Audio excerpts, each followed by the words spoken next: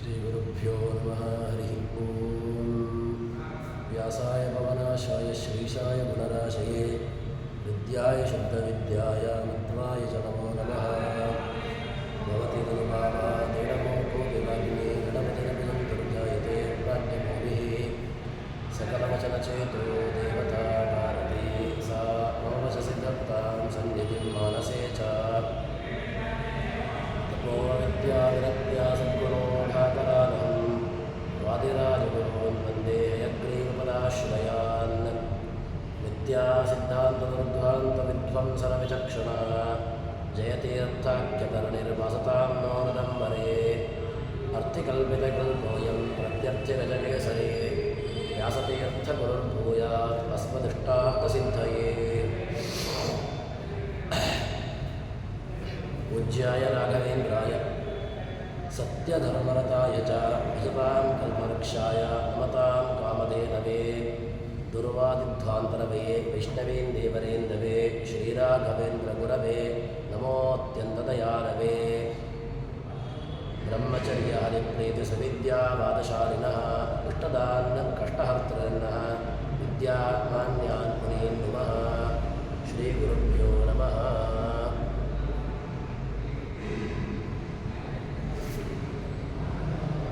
ವಾಯುದೇವರ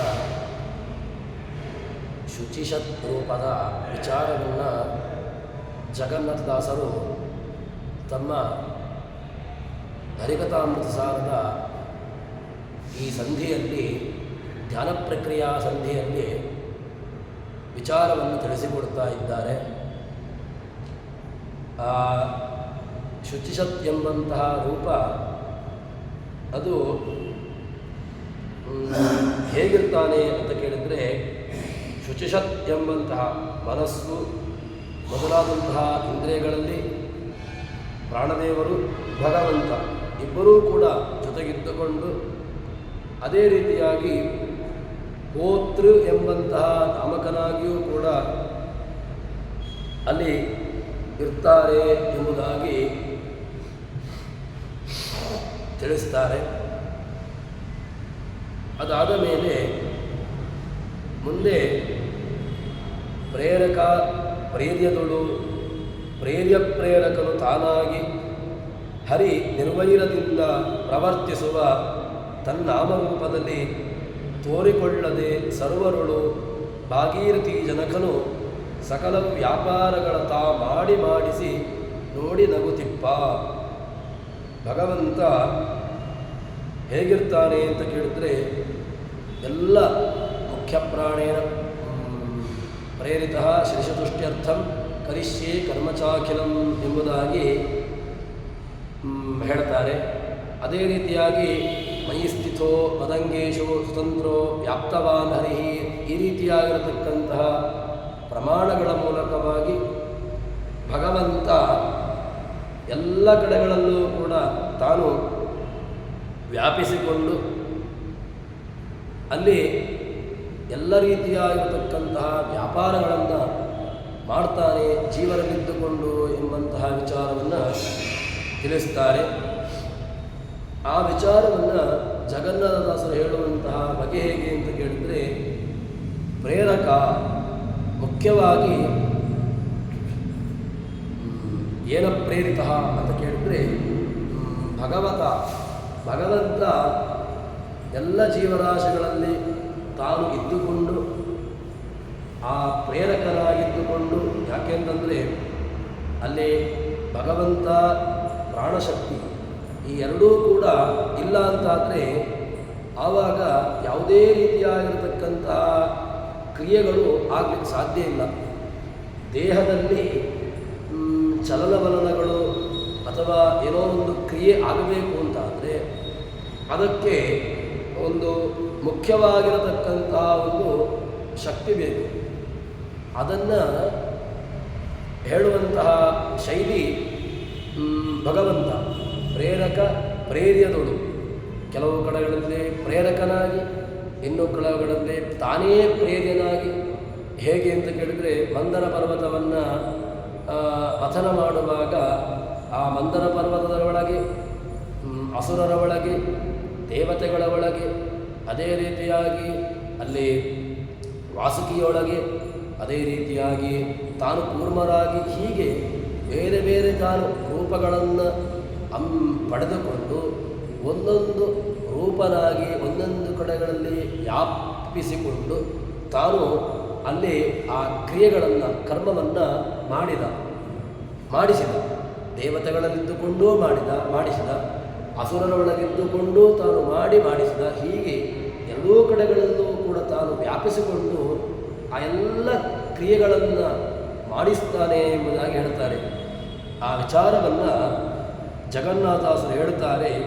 ಪ್ರೇರ್ಯದಳು ಪ್ರೇರಕನು ತಾನೇ ಮುಖ್ಯವಾಗಿದ್ದುಕೊಂಡು ಏನು ಮಾಡ್ತಾನೆ? ಹರಿನಿರ್ವೈರದಿಂದ. ಆದರೆ ತಾನು ಆಯಾ ನಾಮ ಆಯಾ ರೂಪ ಅಲ್ಲಿ ಒಂದೊಂದು ರೂಪದಿಂದಾಗಿ ಒಂದೊಂದು ನಾಮದಿಂದಾಗಿ ಕೆಲವು ಕಡೆಗಳಲ್ಲಿ ಒಂದೊಂದು ರೂಪವನ್ನು ಬದಲಿಸ್ತಾನೆ.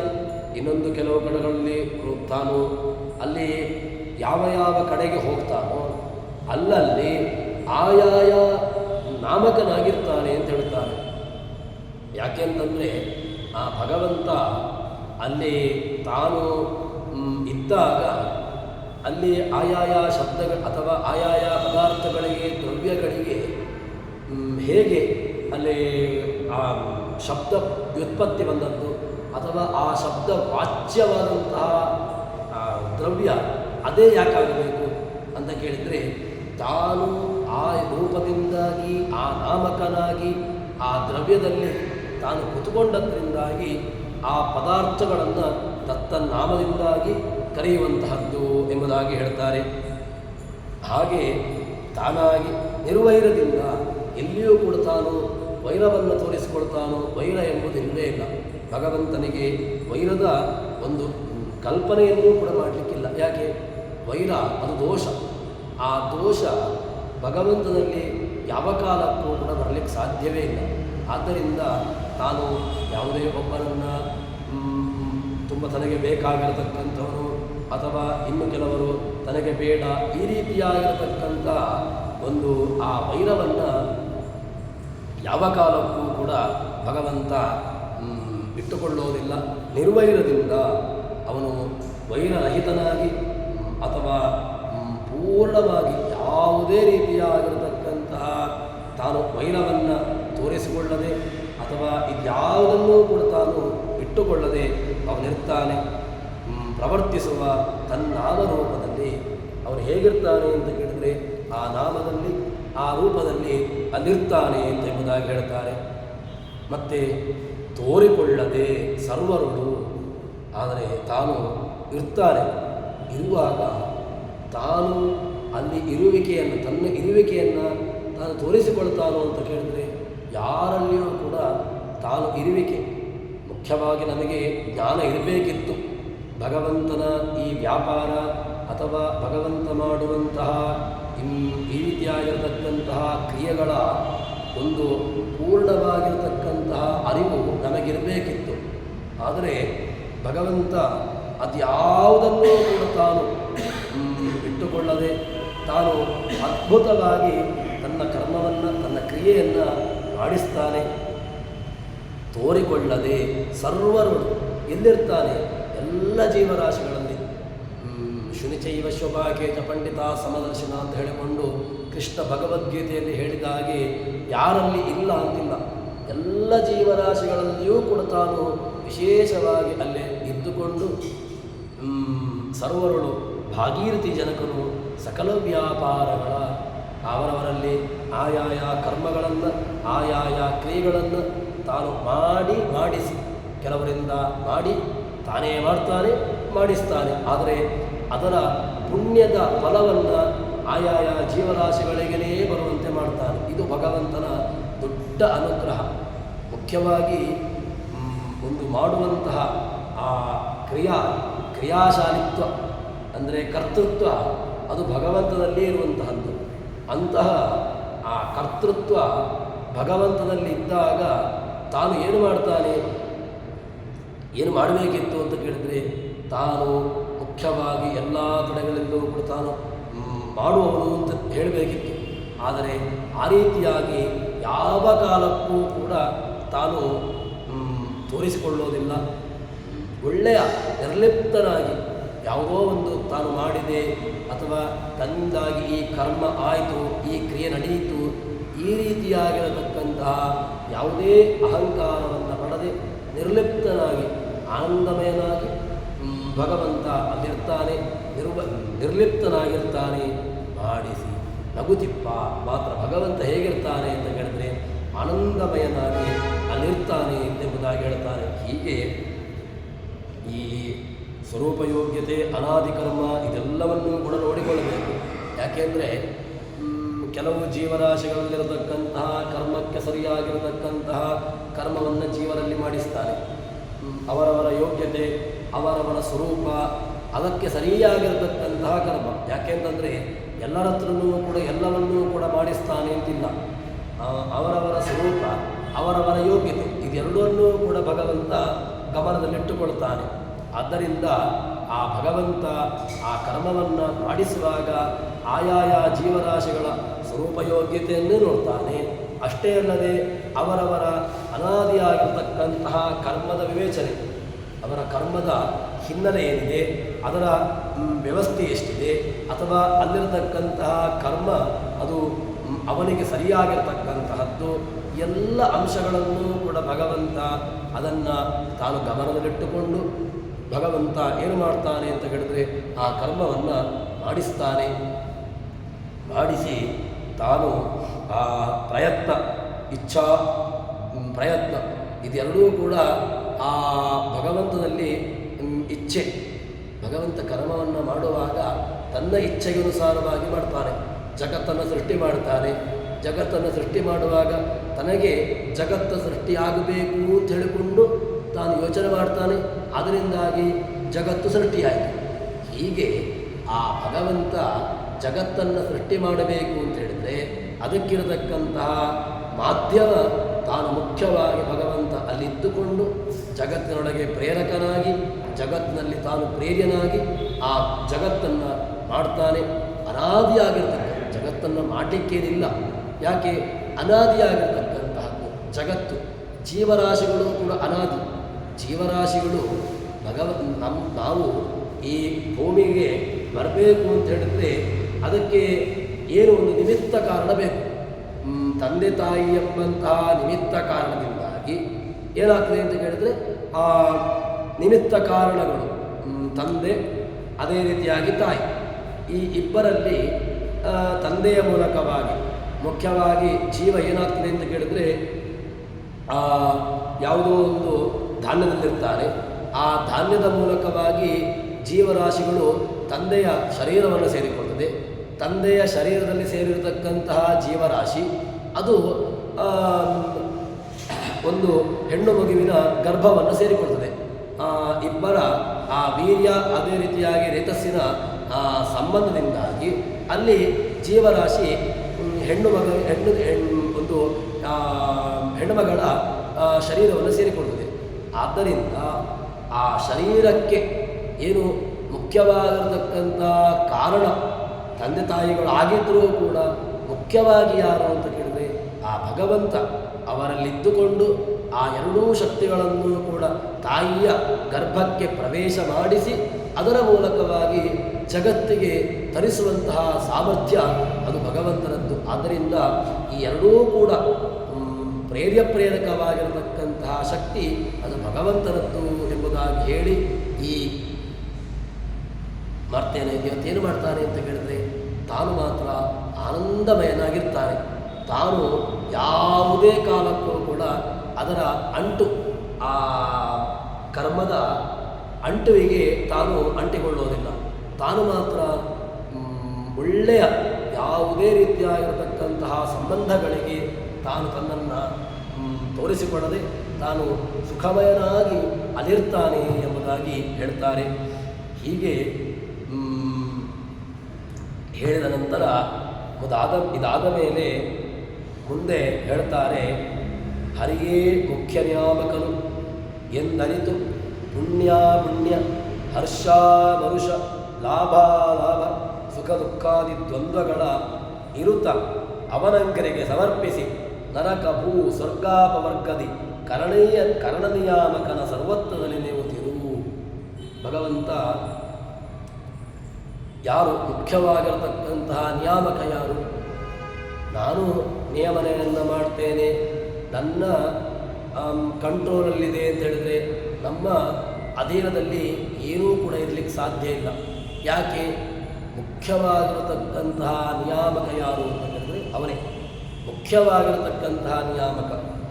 ಭಗವಂತ ಇಡೀ ಜಗತ್ತಿನಲ್ಲಿ ತಾನು ಪ್ರವೇಶ ಮಾಡಿ ತಾನು ಎಲ್ಲರನ್ನೂ ಕೂಡ ನಿಯಮನೆ ಮಾಡ್ತಾರೆ.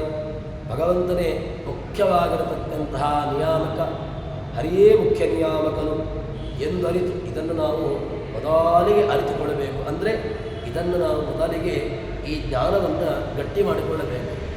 ಭಗವಂತನಲ್ಲದೆ ಇನ್ನಾರೂ ಕೂಡ ನಿಯಾಮಕರಾಗಲಿಕ್ಕೆ ಸಾಧ್ಯ ಇಲ್ಲ.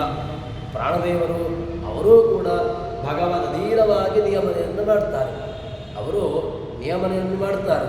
ಆದರೆ ನಿಯಮನೆಯನ್ನು ಮಾಡುವಂತಹ ಬಗೆ ಹೇಗೆ ಅಂತ ಕೇಳಿದರೆ ಭಗವದಧೀನವಾಗಿ ಅವರೂ ಕೂಡ ಭಗವದಧೀನ ಕರ್ತೃತ್ವೇನ ಭಗವಂತನೇ ಅವರಿಗೆ ನಿಯಾಮಕನಾಗಿದ್ದುಕೊಂಡು ಅವರ ಮೂಲಕವಾಗಿ ಆ ಕರ್ಮವನ್ನು ಮಾಡಿಸ್ತಾರೆ.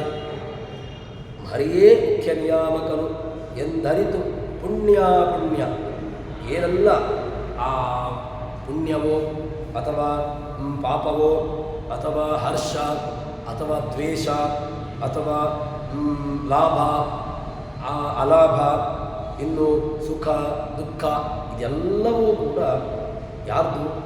ದ್ವಂದ್ವ.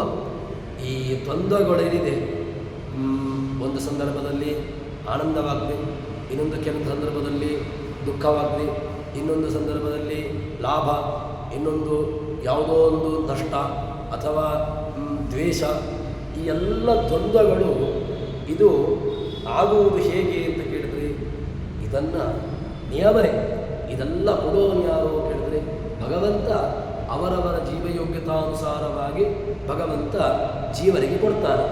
ಏನು ಮಾಡ್ತಾನೆ? ಜೀವರು ಆಯಾಯ ಕರ್ಮಗಳನ್ನು ಆಯಾಯ ರೀತಿಯಾಗಿರತಕ್ಕಂತಹ ಕರ್ಮಗಳನ್ನು ಅವರು ಮಾಡುವಂತೆ ಮಾಡ್ತಾನೆ. ಆದ್ದರಿಂದ ಆ ಎಲ್ಲ ಸುಖ ದುಃಖಾದಿ ದ್ವಂದ್ವಗಳು ಏನಿದೆ ಇದೆಲ್ಲವೂ ಕೂಡ ಇದನ್ನು ಅವನಿಗೆ ಭಗವಂತನಿಗೆ ಇದನ್ನು ಅರ್ಪಿಸಬೇಕು. ಅರ್ಪಿಸಿ ಇದು ಬಂದದ್ದು ಯಾರಿಂದ ಅಂತ ಕೇಳಿದರೆ ಅವನೇ. ಎಲ್ಲವನ್ನೂ ಕೂಡ ಕೊಡುವನು ಯಾರು? ಭಗವಂತ. ಆದ್ದರಿಂದ ಎಲ್ಲ ಏನು ನಮಗೆ ಸಿಗ್ತದೆಯೋ ಅಥವಾ ಈ ತಾನು ಹರ್ಷವನ್ನು, ದುಃಖವನ್ನು, ಲಾಭವನ್ನು, ನಷ್ಟವನ್ನು ಅಥವಾ ಇದರ ಏನೆಲ್ಲ ಆ ಜೀವನದಲ್ಲಿ ಆಗುವಂತಹ ಏಳು ಬೀಳುಗಳಿಂದೆ ಇದನ್ನು ಭಗವದ್ದತ್ತವಾದದ್ದು. ತಾನು ಭಗವಂತ ಏನು ನನಗೆ ಕೊಟ್ಟಿದ್ದಾನೆ ತಾನು ಅದನ್ನು ತಿಂತಾ ಇದ್ದೇನೆ ಹೊರತು ತನ್ನ ಸ್ವಂತದ್ದು ಏನಿಲ್ಲ. ತಾನು ಯಾವುದೋ ಒಂದು ಜನ್ಮದಲ್ಲಿ ಮಾಡಿರತಕ್ಕಂತಹ ಒಳ್ಳೆಯ ಕರ್ಮಕ್ಕನುಸಾರವಾಗಿ ಒಳ್ಳೆಯ ಫಲ, ಯಾವುದೋ ಜನ್ಮದಲ್ಲಿ ಮಾಡಿರತಕ್ಕಂತಹ ಕೆಟ್ಟ ಕರ್ಮಕ್ಕನುಸಾರವಾಗಿ ಕೆಟ್ಟ ಫಲ, ತಾನು ಮಾಡಿದ್ದನ್ನು ಭಗವಂತ ಕೊಡ್ತಾನೆ. ಇದನ್ನು ನಾವು ಅದನ್ನು ಚೆನ್ನಾಗಿ ಅರಿತುಕೊಂಡು ಅದಾದ ಮೇಲೆ ಏನು ಮಾಡಬೇಕು ಅಂತ ಕೇಳಿದರೆ ಅದನ್ನು ಭಗವಂತನಿಗೆ ಅರ್ಪಿಸಬೇಕು. ಅವನಿಗೆ ಅರ್ಪಿಸಿ ಅವನನ್ನು ಪೂರ್ಣವಾಗಿ ಕೇವಲ ಏನು ಕರ್ಮವನ್ನು ಮಾಡುವುದಿದ್ರೂ ಕೂಡ ನೀನು ಮಾಡೋದಕ್ಕೆ ಕೇವಲ ನೀನು ಅಧಿಕಾರಿ ಮಾತ್ರ. ಆದ್ದರಿಂದ ಈ ಮಾಡುವ ಎಲ್ಲ ಕರ್ಮಗಳನ್ನು ದ್ವಂದ್ವಗಳನ್ನು ಅವನಿಗೆ ಅರ್ಪಿಸಿ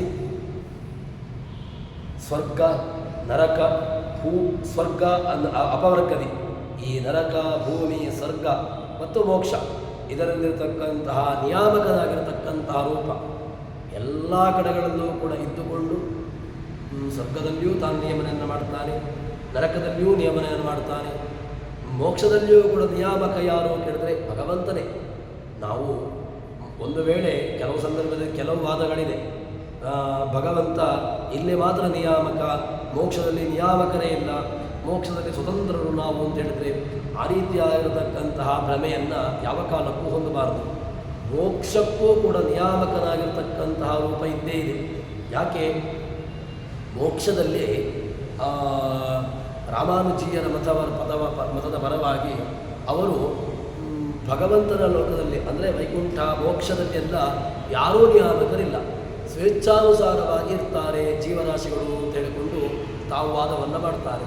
ಆದರೆ ವಾಸ್ತವಿಕವಾಗಿ ಆ ರೀತಿಯಾಗಿ ಇಲ್ಲವೇ ಇಲ್ಲ. ಮೋಕ್ಷದಲ್ಲಿಯೂ ಕೂಡ ನಿಯಾಮಕನಾಗಿರ್ತಕ್ಕಂಥವನು ಭಗವಂತ. ಆ ಮೋಕ್ಷದಲ್ಲಿಯೂ ಕೂಡ ಜೀವರಾಶಿಗಳಿಗೆ ಸ್ವಾತಂತ್ರ್ಯ ಎಂಬುದು ಇಲ್ಲವೇ ಇಲ್ಲ. ಅಲ್ಲೂ ಕೂಡ ಭಗವಂತ ನಿಯಾಮಕನಾಗಿ ಅಲ್ಲಿರ್ತಾನೆ. ಅದನ್ನು ನಾವು ಚೆನ್ನಾಗಿ ಅರಿತುಕೊಳ್ಳಬೇಕು. ಈ ಎಲ್ಲದರಲ್ಲಿಯೂ ಕೂಡ ನಮಗೆ ಆಗುವಂತಹ ಸುಖ ದುಃಖಾದಿಗಳು ಅಥವಾ ಇನ್ನಿತರ ಏನು ನಾವು ಅನುಭವಿಸ್ತೇವೆಯೋ ದ್ವಂದ್ವಗಳನ್ನು, ಈ ದ್ವಂದ್ವಗಳು ಭಗವದ್ದತ್ತವಾದದ್ದು ಹೊರತು ನಾನು ಪಡೆದುಕೊಂಡು ಬಂದದ್ದು ಭಗವಂತ ನೀಡ್ತಾ ಇದ್ದಾನೆ. ನಾನು ಯಾವುದನ್ನು ಪಡೆದುಕೊಳ್ಳದೇ ಇರತಕ್ಕಂಥದ್ದು ಭಗವಂತ ನನಗೆ ಕೊಡುವುದಲ್ಲ. ನಾನು ಏನನ್ನು ಪಡೆದುಕೊಂಡಿದ್ದೇನೆಯೋ ಅದನ್ನೇ ನನಗೆ ಭಗವಂತ ಕೊಡುವುದಷ್ಟೇ ಹೊರತು ನಾನು ಹೊಸತನ್ನು ಏನನ್ನು ಕೂಡ ಪಡೆದುಕೊಂಡದ್ದಲ್ಲ ಎಂಬಂತಹ ಒಂದು ಈ ನಿರ್ಲಿಪ್ತವಾಗಿರತಕ್ಕಂಥ ಕೇವಲ ಭಗವಂತ ಪ್ರೀತನಾಗಲಿ ಎಂಬಂತಹ ವ್ಯವಸ್ಥೆಯಲ್ಲಿ ತಾನಿರಬೇಕು. ಕರ್ಣನಿಯಾಮಕ, ಮುಖ್ಯವಾಗಿ ಎಲ್ಲ ಇಂದ್ರಿಯಗಳ ನಿಯಾಮಕನಾಗಿರ್ತಕ್ಕಂತಹ ಭಗವಂತ. ಎಲ್ಲ ಇಂದ್ರಿಯಗಳು ಯಾರ ಅಧೀನಕ್ಕೆ ಒಳಪಟ್ಟು ಕರ್ಮವನ್ನು ಮಾಡುವುದು ಅಂತ ಕೇಳಿದರೆ ಭಗವಂತನ ಇಂದ್ರಿಯ ನಿಯಾಮಕವಾಗಿರತಕ್ಕಂತಹ ದೇವತೆಗಳು. ಆ ಇಂದ್ರಿಯ ನಿಯಾಮಕವಾಗಿರತಕ್ಕಂತಹ ದೇವತೆಗಳಲ್ಲಿಯೂ ಕೂಡ ಒಂದು ಭಗವಂತನ ರೂಪ. ಆ ನಿಯಾಮಕವಾಗಿರತಕ್ಕಂತಹ ಭಗವದ್ ರೂಪದ ಚಿಂತನೆಯನ್ನು ಅನುಸಂಧಾನ ಮಾಡಿಕೊಂಡು ತಾನು ಇರಬೇಕು. ಆ ಸರ್ವತ್ರನೇ ತಿರು. ಇದಕ್ಕೆ ಪ್ರಮಾಣಗಳನ್ನು ಹೇಳ್ತಾರೆ. ಏನು ಅಂತ ಕೇಳಿದ್ರೆ ಸುಖ ದುಃಖೇ ಸಮೀಕೃತ್ವ ಲಾಭಾಲಾಭವು ಜಯಾಜಯವು ಎಲ್ಲವೂ ಕೂಡ ನಮೇ ಮಾನಾಪಮಾನಯೋ, ಮಾನ ಅವಮಾನ ಇದು ಕೆಲವು ಸಂದರ್ಭದಲ್ಲಿ ಜೀವನಿಗೆ ಆಗ್ತದೆ. ಆದರೆ ಈ ಜೀವನಿಗೆ ಆಗುವಂತಹ ಮಾನ ಅಪಮಾನ ಅಥವಾ ಇನ್ನಿತರ ಏನು ಇದೆಯೋ ಇದೆಲ್ಲವೂ ಕೂಡ ಕೆಲವು ಸಂದರ್ಭದಲ್ಲಿ ಈ ದೇಹಕ್ಕೆ ತುಂಬ ದೊಡ್ಡದಾಗಿರತಕ್ಕಂತಹ ಮಾನ, ದೊಡ್ಡದಾಗಿರತಕ್ಕಂತಹ ಸಭೆಯಲ್ಲಿ ತಾನು ಸನ್ಮಾನವನ್ನು ಪಡೆದುಕೊಳ್ತಾನೆ. ಇನ್ನು ಕೆಲವು ಸಂದರ್ಭದಲ್ಲಿ ಅವಮಾನಾದಿಗಳೂ ಆಗ್ತವೆ. ಇನ್ನು ಕೆಲವು ಸಂದರ್ಭದಲ್ಲಿ ಲಾಭ ಅಲಾಭಗಳೂ ಇದೆ. ಇದೆಲ್ಲವೂ ಕೂಡ ಹೇಗಾಯಿತು ಅಂತ ಕೇಳಿದರೆ ಅವನು ಮಾಡ್ತಾನೆ. ಅದಕ್ಕೋಸ್ಕರ ಮಾಡಿಸುವ ಈ ದೇಹಕ್ಕೆ, ಈ ಜೀವನಿಗೆ ಆ ಎಲ್ಲವನ್ನೂ ಕೂಡ ಭಗವಂತ ಸಿಗುವಂತೆ ಉಣ್ಣುವಂತೆ ಮಾಡ್ತಾನೆ ಎಂಬುದಾಗಿ ಹೇಳ್ತಾರೆ. ಇದನ್ನು ಪುಣ್ಯಪಾಪಾದಿಕಂ ಕರ್ಮ ಅರ್ಪಣಂ ಕುರು ಸರ್ವದಾ ಎಂಬುದಾಗಿ ಪ್ರಮಾಣವನ್ನು ಕೂಡ ಹೇಳ್ತಾರೆ. ಅಂದರೆ ಏನು ನಾವು ಪುಣ್ಯವನ್ನು ಪಾಪವನ್ನು ಅಥವಾ ಏನೆಲ್ಲ ಮಾಡ್ತೇನೆಯೋ ಭಗವಂತ ಈ ಜೀವನದಲ್ಲಿ ಬೇರೆ ಬೇರೆ ರೀತಿಯಾಗಿರ್ತಕ್ಕಂತಹ ಕರ್ಮವನ್ನು ಮಾಡಿಸ್ತಾನೆ. ಈ ಮಾಡಿಸುವಂತಹ ಕರ್ಮ ಇದಕ್ಕೆ ಕರ್ತೃ ಯಾರು?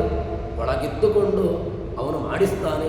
ಆದ್ದರಿಂದ ಆ ಎಲ್ಲ ಕರ್ಮಗಳ ಪೂರ್ಣವಾಗಿರತಕ್ಕಂತಹ ಆ ಅಂಶವನ್ನು ಅಥವಾ ಅದರ ಅರ್ಪಣೆಯನ್ನು ಭಗವಂತನಿಗೆ ಮಾಡಬೇಕು ಎಂಬುದಾಗಿ ಹೇಳ್ತಾರೆ. ಹೀಗೆ ಆ ಕರ್ಮವನ್ನು ಮಾಡುವ ಮೂಲಕವಾಗಿ, ಕರ್ಮವನ್ನು ಮಾಡಿದ್ದನ್ನು ಭಗವಂತನಿಗೆ ಅರ್ಪಣೆ ಮಾಡುವ ಮೂಲಕವಾಗಿ ತಾನು ಕೃತಕೃತ್ಯನಾಗಬೇಕು ಎಂಬುದಾಗಿ ಹೇಳ್ತಾರೆ.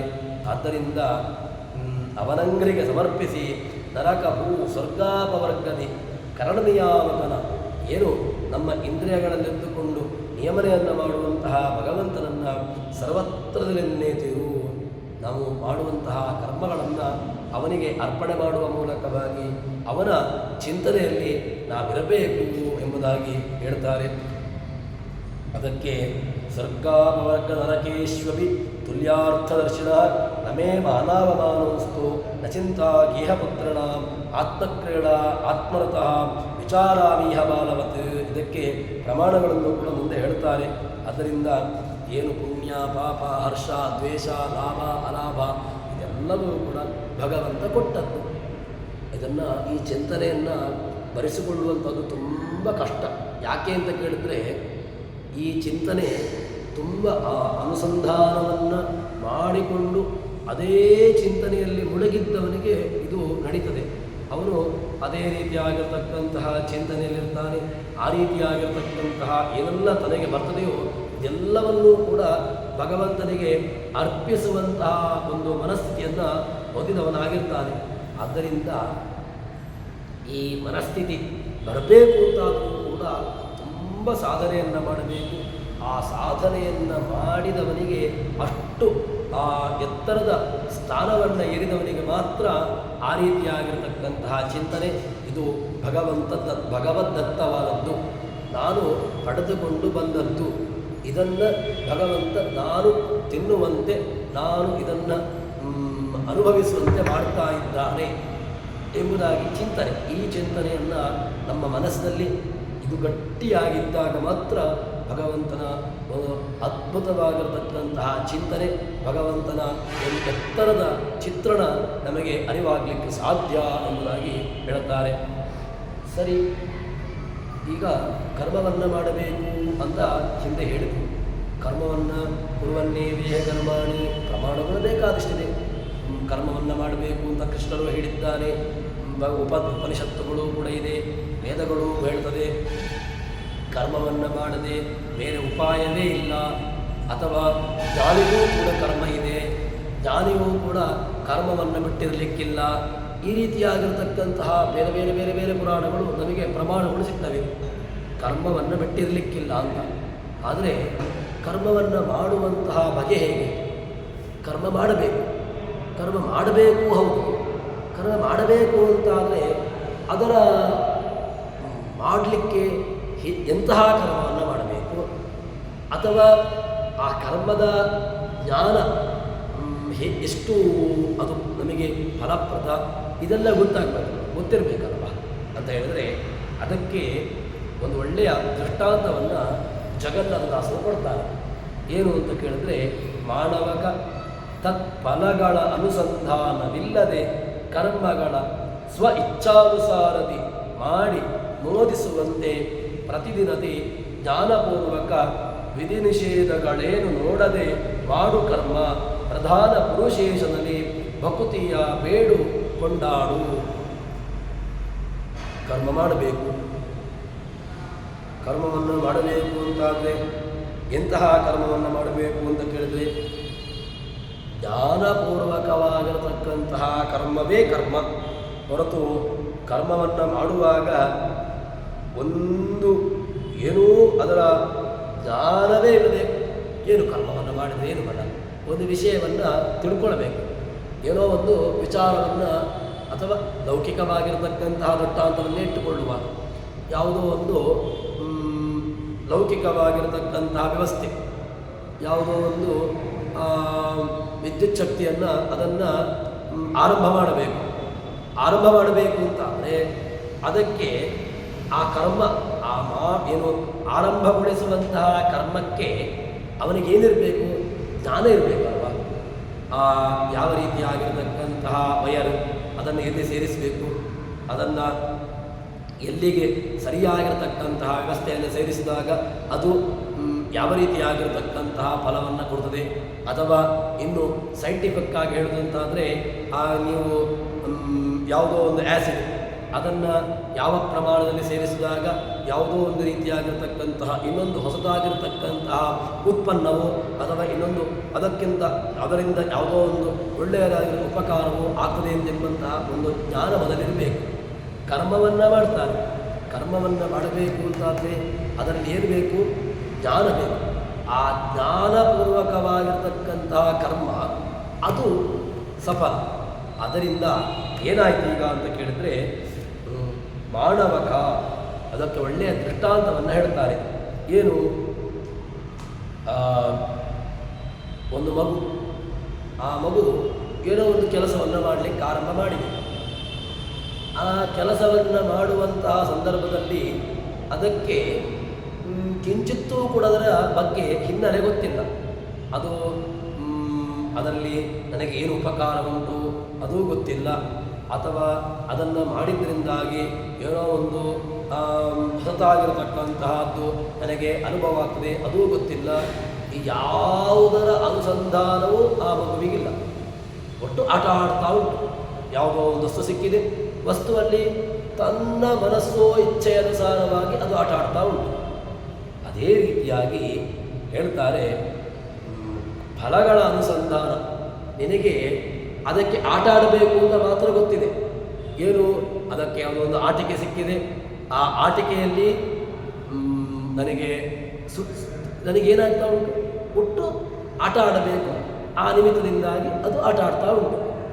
ನಾವು ಕೂಡ ಫಲವನ್ನು ಬಯಸಿಕೊಂಡು ಫಲದ ಹಿಂದೆ ಬಿದ್ದು ನನಗೆ ಇದು ಸಿಗಬೇಕು, ನಾನು ಇದನ್ನು ಪಡ್ಕೊಳ್ಳಬೇಕು, ನನಗೆ ಏನೋ ಒಂದು ಸಿಗಬೇಕು ಎಂಬಂತಹ ಹಿನ್ನೆಲೆಯಲ್ಲಿ ಫಲದ ಆಸೆಗೆ ಬಿದ್ದು ನೀನು ಕರ್ಮವನ್ನು ಮಾಡಲಿಕ್ಕೆ ಹೋದರೆ ಆವಾಗ ಅದು ಪ್ರಯೋಜನಕ್ಕೆ ಬರೋದಿಲ್ಲ.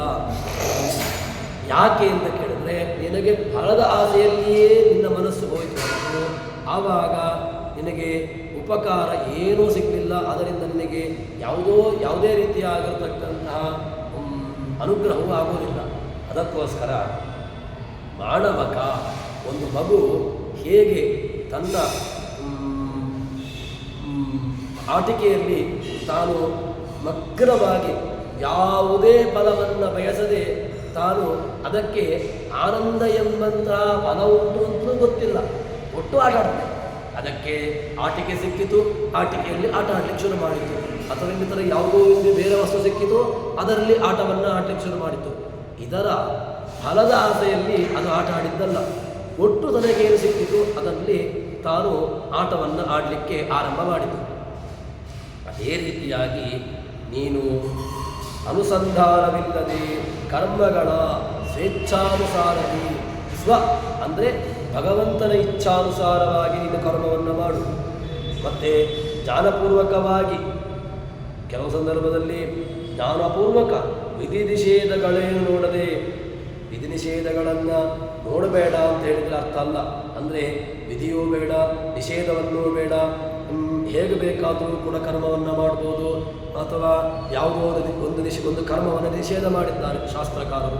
ಅಂತಹ ನಿಷೇಧವಾಗಿರತಕ್ಕಂತಹ ಕರ್ಮವನ್ನು ಮಾಡಿದರೆ ನನಗೆ ಅದರಿಂದ ಅನುಸಂಧಾನ ಅಥವಾ ನನಗೆ ಅದರಿಂದ ಒಳ್ಳೆಯ ರೀತಿಯಾಗಿರತಕ್ಕಂತಹ ಫಲಗಳು ಸಿಗ್ತವೆ, ಅದಲ್ಲ.